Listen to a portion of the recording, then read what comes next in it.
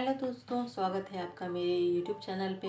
अगर आपको मेरी कहानी पसंद आए तो लाइक करें और अगर आप मेरे चैनल पे नए हैं तो सब्सक्राइब करें। आरव, तुम्हें याद है ना, कल तुम्हारे दादाजी गांव से आ रहे हैं और अब वह हमारे साथ ही रहेंगे। हाँ, अपने मोबाइल में नज़र गड़ाए हुए ही आरव ने जवाब दिया। तुम्हें उनके साथ रूम शेयर करना है, जगह बना लो। व्हाट? देखो मम्मी, पहले ही बोल रहा हूँ, मैं दादू के साथ रूम शेयर नहीं कर सकता। What about my privacy? Rajesh और ऋचा ने एक दूसरे की तरफ देखा। आरव को पूरी उम्मीद थी कि पापा ना सही पर मम्मी तो उसका पक्ष लेगी ही। ठीक है, तो तुम हॉल में सो जाया करना। वैसे भी पापा पहले की तरह कुछ दिन के लिए नहीं बल्कि हमेशा के लिए यहाँ आ रहे हैं। ऋचा की बात सुनकर आरव को गुस्सा तो बहुत आया, लेकिन वह जानता था कि उसकी एक नहीं चलने वाली। वह पैर पटकता हुआ वहां से चला गया। राजेश अपने माता पिता की इकलौती संतान थे। राजेश के पिता रमाकांत जी मेहनती किसान थे, जिन्होंने जी तोड़ मेहनत करके राजेश को पढ़ाया। रमाकांत जी अपने बचपन में पढ़ाई में होशियार थे और आगे पढ़ना चाहते थे, लेकिन आर्थिक हालातों के चलते ज़्यादा नहीं पढ़ सके। इसलिए उनके जीवन का एक ही लक्ष्य था, अपने बेटे राजेश को अच्छी शिक्षा देना। राजेश ने भी अपने पिता का सपना साकार करने के लिए पूरी मेहनत की और उसी का नतीजा था कि राजेश मुंबई में मल्टीनेशनल कंपनी में उच्च पद पर था। राजेश की शादी रमाकांत जी ने अपने दूर के रिश्तेदार की पढ़ी लिखी बेटी ऋचा से की। ऋचा एक ऐसी लड़की थी जिसमें आधुनिकता और संस्कार दोनों का समावेश था। राजेश के माता पिता अब तक गांव में ही रहते थे। राजेश और ऋचा ने बहुत बार कहा मुंबई आने के लिए, पर वह दोनों नहीं मानते थे। कहते हमारा मन गांव में ही लगता है। राजेश साल में एक दो बार गांव जाता। वह लोग भी मुंबई जाते तो थे, पर ज्यादा समय नहीं रुकते। राजेश ने अपने माता पिता के लिए गांव में हर सुविधा का इंतजाम कर दिया था। कोई दिन नहीं जाता जब वह और ऋचा वीडियो कॉल पर उनसे बात न करते। एक बेटे का जो फर्ज होता है, उन्हें राजेश बखूबी निभा रहा था। पिछले महीने राजेश की माँ रात को जो सोई तो फिर सुबह उठी ही नहीं। राजेश और ऋचा पहले फ्लाइट से गांव पहुंचे। पत्थर बने रमाकांत जी बेटे का स्नेहिल स्पर्श पाकर फूट फूट कर रो पड़े। पिता को छोटे बच्चों की तरह अपनी बाहों में भर राजेश ने कलेजे से लगा लिया। एक उम्र में इंसान खुद को कमजोर महसूस करने लगता है। अगर संतान लायक हो तो बुढ़ापे की लाठी बन सहारा देती है, नहीं तो उम्र का यह पड़ाव काटना बड़ा ही मुश्किल हो जाता है। रमाकांत जी गहरे सदमे में थे। यूं तो जीवन साथी का किसी भी उम्र में जाना कष्टकारी होता है, लेकिन बीतते वक्त के साथ लगाव गहरा, बहुत गहरा होता जाता है। शायद इसलिए साथी से अलग होने की पीड़ा भी असहनीय होती है। बेटे का स्पर्श पिता को समझने के लिए पर्याप्त था कि राजेश सब संभाल लेगा। 13वीं के बाद जब सभी मेहमान विदा हो गए, तब ऋचा ने अपने ससुर रमाकांत जी को समझाया। पापा, अब तक तो आप दोनों थे, इसलिए हम निश्चिंत थे, लेकिन अब आप यहाँ अकेले कैसे रहेंगे? मैंने सब इंतजाम कर दिया है, आप हमारे साथ चल रहे हैं, राजेश ने निर्णय सुनाते हुए कहा। और ऋचा ने रमाकांत जी के हाथों को मजबूती से थाम लिया। रमाकांत जी सर झुकाए बैठे थे। विचारों का मंथन चल रहा था।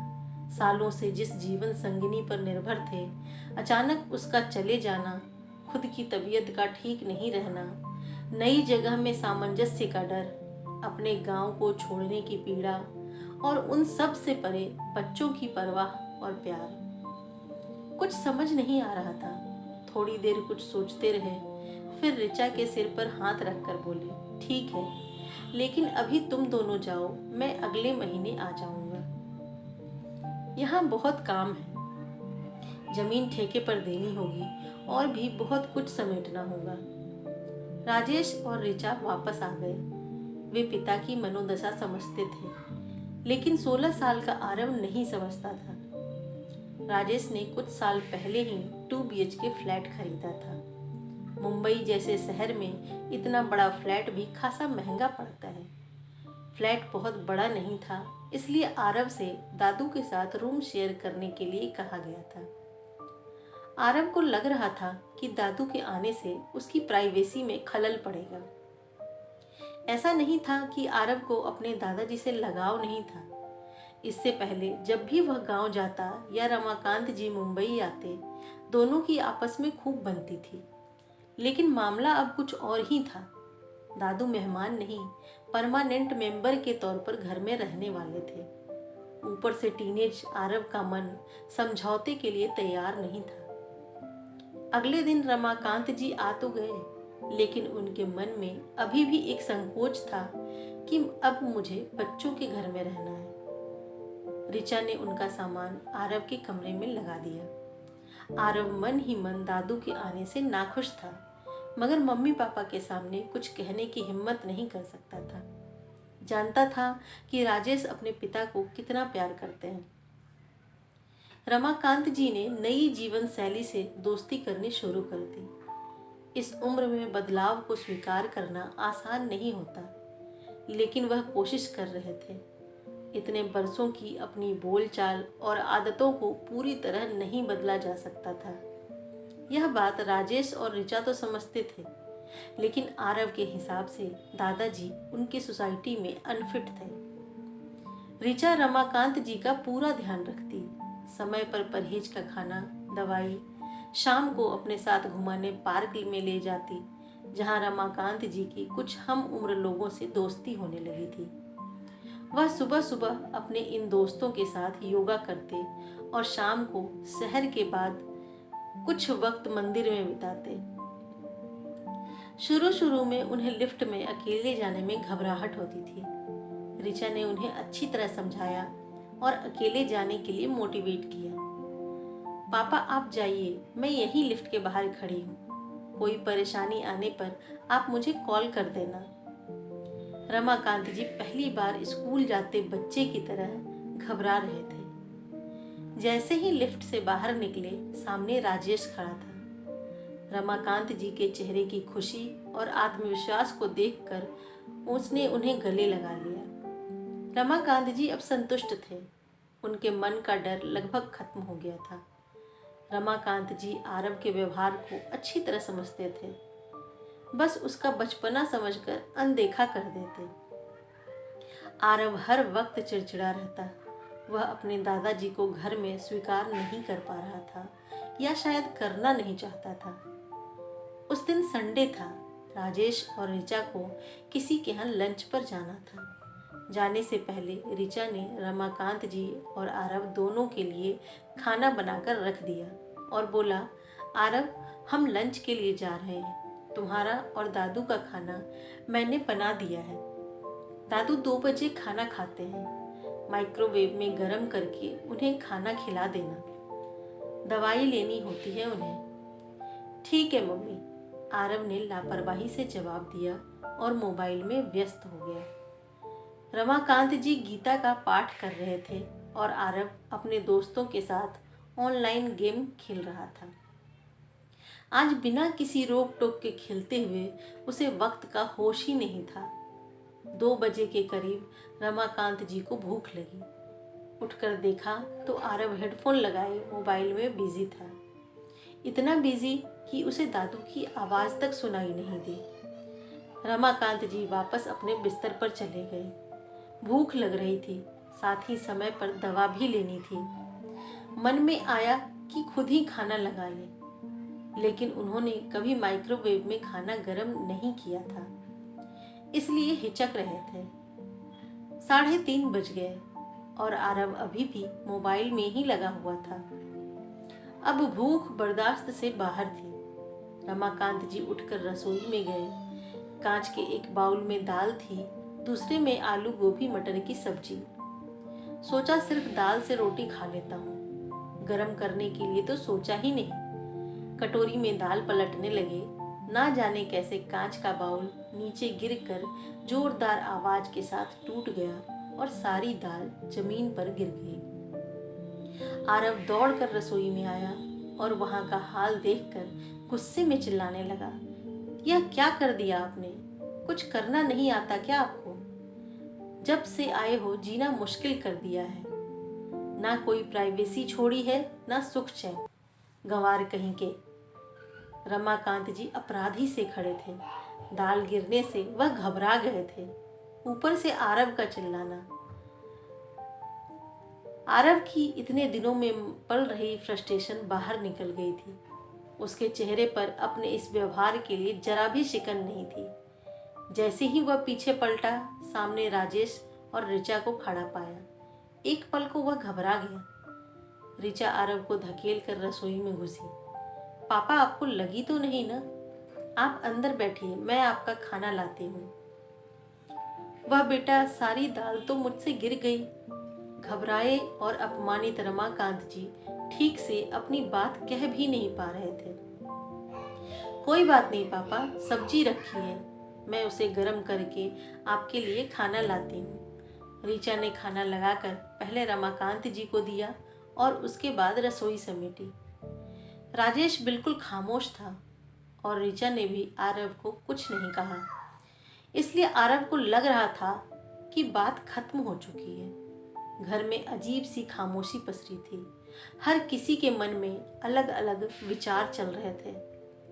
रात को डाइनिंग टेबल पर जब सभी इकट्ठे हुए, रमाकांत जी बुझे हुए आहत थे।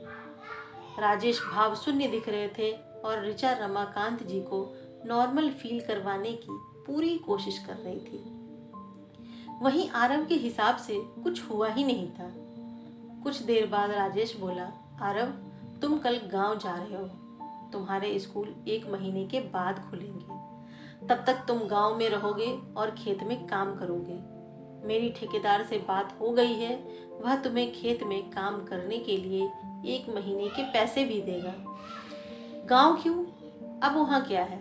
दादू भी यहीं आ गए हैं। तुम गांव जा रहे हो क्योंकि जो इंसान मेरे पिता का सम्मान नहीं कर सकता, उसके लिए मेरे घर में कोई जगह नहीं है। अब तुम मेरे घर में नहीं रह सकते। तुमने पापा को सही टाइम पर खाना नहीं दिया और ऊपर से उनसे दाल गिरने पर शोर मचा रहे थे, मानो उन्होंने कितनी बड़ी गलती कर दी।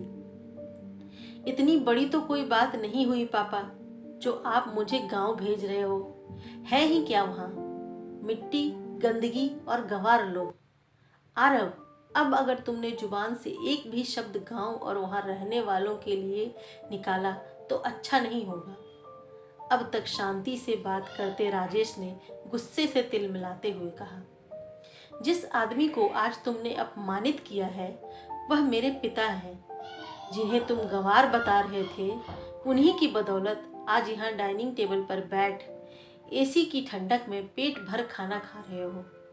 तुम्हारे महंगे स्कूल की फीस जा रही है, तुम्हारे शौक पूरे हो रहे हैं। बस कर राजेश, बच्चा है वह, हो गई गलती, जाने दे बेटा।